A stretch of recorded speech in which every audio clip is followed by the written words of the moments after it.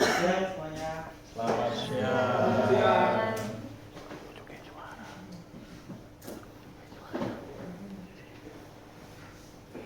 Bagaimana kabarnya hari ini?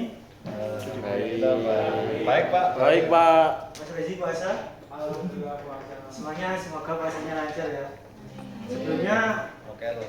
kita absen dulu. Siapa yang nggak masuk? Mas Akbar. Iya. Rea juga Pak sakit. Akbar kemana? Sakit. Dimas. Oh iya Dimas. Dimas rapat. Kalau Nadia Tepat Pak, tepat. ya, Tepat-tepatan Pak. ya, semoga yang sakit diberi kesehatan, yang hilang semoga segera ditemukan, diberi hidayah ya Allah. Amin Pak. Sebelum kita memulai pelajaran pada hari ini, marilah kita berdoa agar ilmu yang akan kita diskusikan, kita dapat pada hari ini semoga bermanfaat untuk diri kita, untuk kemajuan diri kita. Berdoa dipimpin oleh kepala sekolah, oleh ketua kelas. Silakan Mas Ketua. Ya, baik teman-teman, sebelum kita mulai pelajaran hari ini, silakan untuk berdoa terlebih dahulu. Berdoa dengan percaya masing-masing. Mulai. Berdoa silakan. Amin.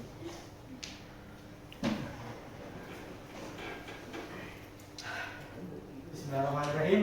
Assalamualaikum warahmatullahi wabarakatuh. Waalaikumsalam warahmatullahi wabarakatuh.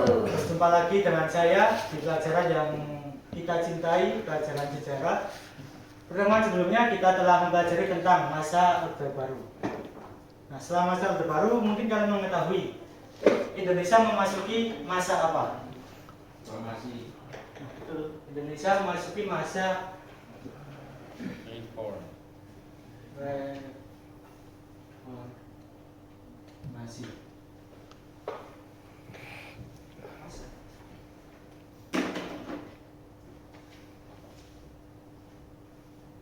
Sebelumnya ada yang tahu arti reformasi itu sendiri? Kalau sudah ada, dalam pelajaran. Jadi sebelum memasuki materi pada hari ini, saya mau bertanya dulu kepada anak-anak.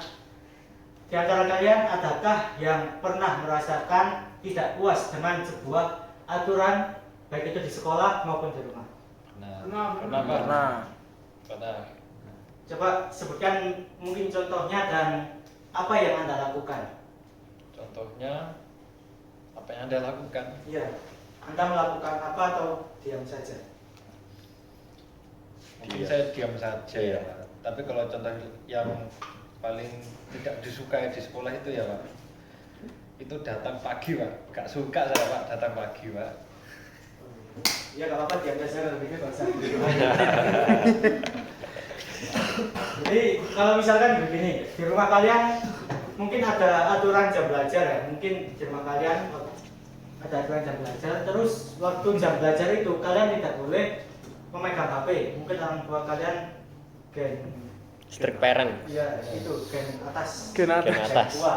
Dua. Kalian tidak boleh memegang HP. Kan kalian tahu sendiri bahwa pelajaran pada baru-baru ini, pada zaman sekarang itu sangat memerlukan sekali yang namanya media digital, karena sumber belajar melalui handphone. Kemudian kalian bingung karena tidak memakai HP, kalian ingin melakukan perubahan. Coba kalau ada di posisi itu, apa yang Anda lakukan, Mas?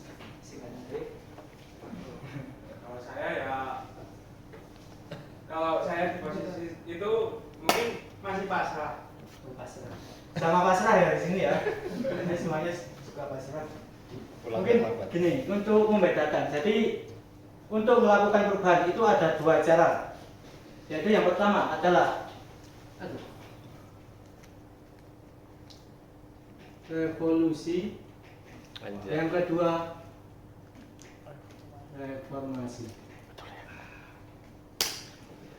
Nah, untuk mengetahui perbedaan dari kedua cara tersebut, kalian mungkin bisa membayangkan bahwa kalian itu hidup di sebuah desa yang dipimpin oleh kepala desa tentunya beserta staf atau bawahannya. Kemudian di desa tersebut kalian merasa atau kebanyakan mungkin petani atau buruh ya. Para di desa tersebut petani atau buruh kalangan menengah ke bawah itu merasa tidak adil, kebijakan peraturan di desa tersebut tidak adil. Maka ada dua kelompok yang ingin melakukan perubahan. Kelompok yang pertama, dia melakukan dengan cara radikal, yaitu dengan cara menggulingkan kepala desa beserta mungkin stafnya dengan kelompok mereka. Jadi mereka bisa saja menggunakan kekerasan, bahkan sampai mungkin pembunuhan. Nah, yang kelompok kedua itu dengan cara damai. Mereka memulai negosiasi, mulai mungkin sampai mendesak jika susah mendesak.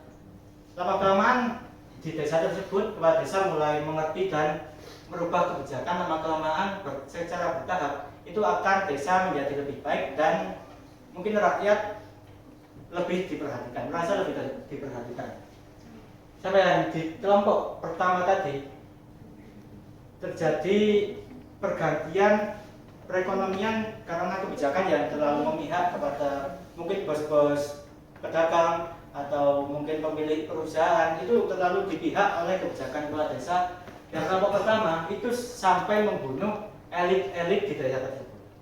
Nah, itu dia ciri-ciri dari kelompok pertama dan kelompok kedua. Mungkin kalian bisa menarik kesimpulan atau menarik definisi menurut kalian apa sih revolusi dan reformasi tersebut? Mungkin dari perbedaannya. Mungkin ada yang paham? Ya, mungkin revolusi itu lebih ke bagaimana kita itu ingin berubah dengan cara kekerasan dan cara radikal. Kemudian yang reformasi itu bagaimana kita bisa berubah tanpa melakukan cara radikal. Terima kasih jawabannya. Belum sekali ciri-ciri dari revolusi ini adalah cara radikal dan kadang melalui kekerasan.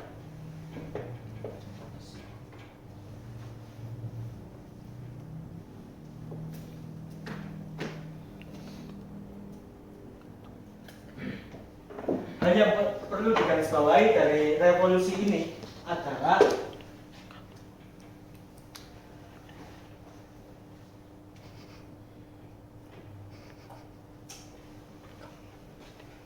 ciri-ciri dari revolusi adalah pergantian. Yang perlu digarisbawahi adalah pergantian dan reformasi.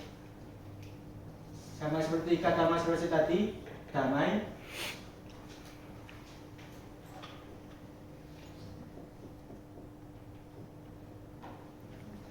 Jadi saya mengambil definisi dari Karl Marx. Ada yang kenal dengan Bapak itu? Siapa itu Pak? Siapa itu Pak? Nanti saya akan kirim sumber biodata dari Karl Marx jika kalian mau di grup kelas. Iya Pak. Jadi kalau menurut Karl Marx, revolusi adalah pergantian yang bersifat radikal dan cepat. Dan reformasi adalah perbaikan yang tidak mengubah struktur dasarnya atau fundamentalnya. Nah, yang mempengaruhi atau menyebabkan reformasi itu adalah, mungkin dari cerita tadi kalian bisa menarik kesimpulan penyebabnya apa? Mas Jaka? Kita reformasi ya? Iya, keduanya. Krisis moneter. Alhamdulillah. Iya, itu termasuk salah satu penyebabnya. Jadi yang menyebabkan revolusi atau reformasi secara umum ya, secara umum itu adalah ketidakpuasan. Jadi penyebab ini itu adalah ketidakpuasan.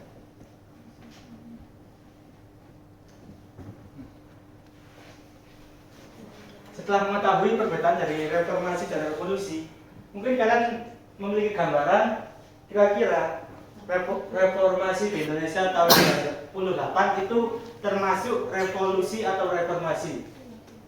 Katanya reformasi. Katanya reformasi. Katanya reformasi Pak. Untuk supaya tidak, katanya kita harus membahas lebih lanjut mengenai kronologinya. Untuk yang pertama, di semua kejadian, di semua segala sesuatu lah, itu ada yang namanya sebab akibat. Sama seperti di sejarah modern yang dibawa oleh Herodotus, itu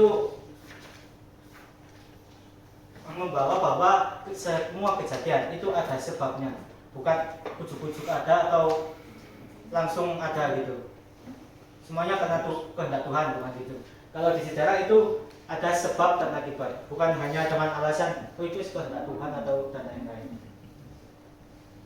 Jadi penyebabnya yang pertama, krisis seperti kata Mas Rizaka tadi, ada krisis moneter atau krisis ekonomi pada tahun 1987. 1997. Coba kalian bayangkan, mungkin kalian di sini suka membeli mie instan. Ya Pak, suka. Kalau kalian hidup di zaman itu, mungkin jika kalian sekarang membeli mie instan dengan harga 3.000 Indomie, mungkin dari Indomie 3.000, terus tiba-tiba itu naik menjadi 20.000. ya sampai 20.000, bahkan mungkin lebih. Nyolong Pak, nyolong. Seperti itulah gambaran yang terjadi di tahun 1997 tersebut. Karena apa terjadi hal tersebut? Karena yang pertama itu adalah krisis moneter yang melanda di Asia Tenggara. Yang pertama itu ada di Thailand, kemudian sampai melanda ke Indonesia. Terus yang kedua itu adanya hutang negara Indonesia. Hutang negara. Hutang negara Indonesia, hutang jangka pendek saja itu mencapai 30 sampai 40 US dollar. 40 miliar maksudnya. Sampai 40 miliar US dollar. Itu sangat besar sekali untuk sekarang. Berapa rupiah itu Pak? Dan krisis moneter yang terjadi di Indonesia pada tahun 1997 itu awal Juni itu mencapai 2.600 per 1 US dollar. Kemudian parah hingga 1 Januari 1998 itu mencapai 16.000 US dollar. Jadi itu bisa dibayangkan berapa kali lipat kenaikan rupiah, kemerosotan rupiah maksudnya. Yang ketiga itu adalah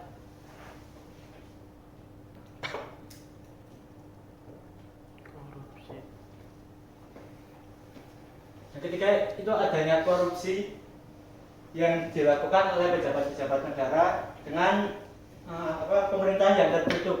Pemerintahan yang tertutup tidak terbuka kepada rakyat, inilah yang menyebabkan ketidakpuasan masyarakat. Ketidakpuasan. Seperti tadi bahwa revolusi dan reformasi penyebabnya adalah ketidakpuasan. Nah ini masyarakat Indonesia karena hal tersebut mereka merasa tidak puas karena pemerintah tidak bisa mengatasi krisis ekonomi yang terjadi. Sebenarnya ini sudah lama terjadi, tapi kenapa baru tahun 1998? Mungkin Mas Danu bisa menyampaikan mengapa reformasi baru terjadi tahun 98. Mungkin kalian sudah pernah dengar bahwa nasionalisme itu tumbuh dari mana? Dari tadi persamaan. rasa senasib sepananggungan. Nah, mereka merasa senasib karena Sama-sama korban. ya sama karena lapar, berarti mereka gitulah, orang lapar biasanya kan mudah mengamuk dan lain-lain. Jadi oleh karena itu mereka mulai melakukan pergerakan yang sebelumnya mereka apatis dan lain-lain, itu mulai melakukan pergerakan karena semua bahan pokok naik dan lain-lain.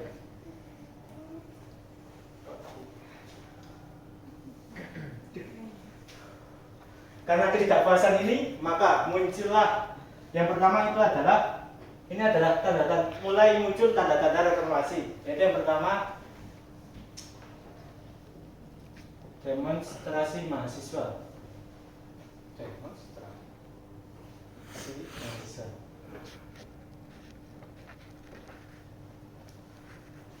Itu yang pertama, muncul demonstrasi mahasiswa yang terjadi pada tahun Mei 1998. Jadi pada bulan Mei 1998 itu adalah bulan yang penuh dengan gejolak di bangsa Indonesia. Itu adalah bulan suram di sejarah bangsa Indonesia.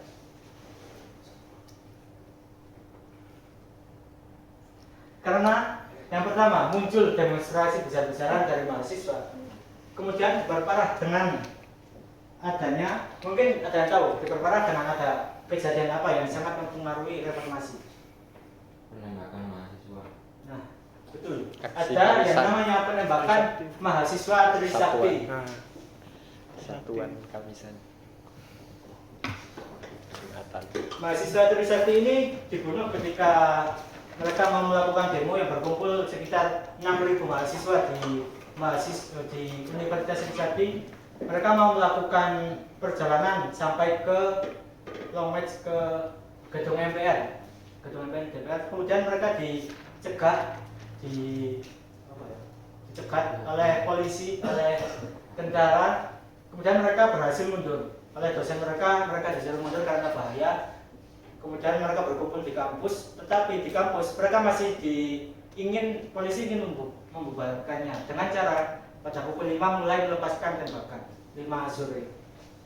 Itu mulai melepaskan tembakan, jadi banyak tembakan dari polisi hingga mengenai 4 mahasiswa Trisakti.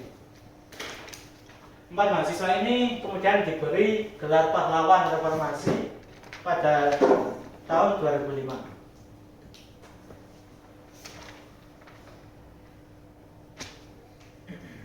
Kemudian karena inilah yang sebelumnya demonstrasi ini masih bersifat kedaerahan atau belum sebesar itu, kemudian dengan adanya penembakan Trisakti ini, para mahasiswa mulai terpanggil, semua masyarakat mulai terpanggil untuk melakukan demo atau melakukan perubahan.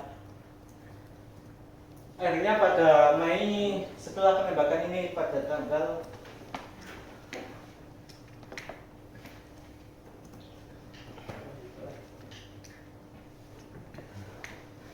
tanggal 10 Mei, 13 Mei, ini pada tanggal 13 Mei.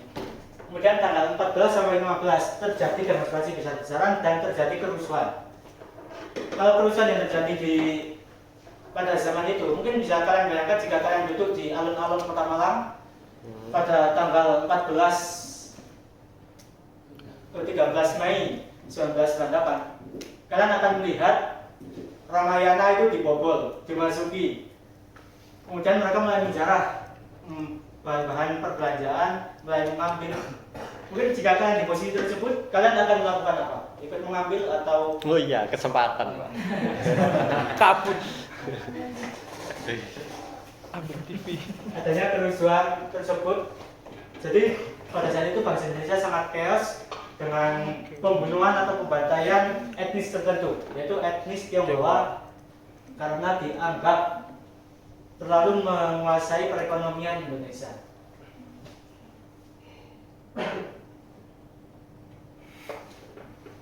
Setelah detik-detik reformasi ini, maka puncaknya adalah kemunduran dari presiden tercinta kita, Bapak Soeharto. Kim Jong Un. Puncaknya kemundurnya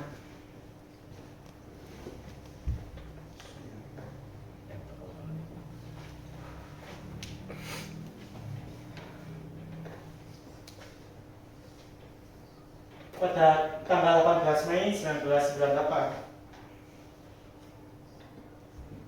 21 Mei, maaf. Pada tanggal 21 Mei, Soeharto mulai mengundurkan dirinya dan digantikan oleh B.J. Habibie yang menjadi pertanda dimulainya reformasi atau perbaikan. Nah, untuk selanjutnya apakah B.J. Habibie atau mungkin kalian sudah mengenalnya di film-film dia banyak, apakah dia bisa mengatasi krisis ekonomi, utang negara dan membenahi sistem sehingga menghapus korupsi di Indonesia. Mungkin akan kita bahas di pertemuan selanjutnya karena waktunya sudah habis. Dan kalian bisa mencari informasi. Jika kalian kesulitan mencari informasi, bisa kalian tanyakan di WhatsApp grup dan nanti akan saya kirimkan sumber yang terkait dengan hal tersebut. Oke, Pak. Oke, Pak. Selesai sudah pertemuan kita pada hari ini. Kita sudah mempelajari tentang pengertian reformasi, perbedaan reformasi dan revolusi, dan apakah di Indonesia itu termasuk reformasi atau revolusi karena berjalan cepat. Seperti tadi ciri-cirinya adalah berjalan cepat, radikal, dan ada kekerasan serta pergantian presiden ya. Itu apakah reformasi atau revolusi? Kita akan bahas di pertemuan selanjutnya.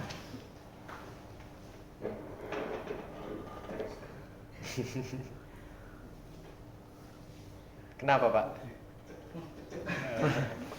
Sebenarnya saya masih ingin bicara ya. Waktunya kayak berasa kurang cuma 20 menit. Tapi karena waktu telah memisahkan kita, maka terima kasih telah mendengarkan. Semoga kita sukses selalu. Semoga puasanya lancar dan Amin. yang terakhir untuk memupuk rasa nasionalisme kita sebagai tanda rasa nasionalisme kita. Semoga timnas Indonesia menang. Amin. Sekian dari saya. Assalamualaikum warahmatullahi wabarakatuh. Waalaikumsalam warahmatullahi wabarakatuh. Terima kasih. Makasih Pak.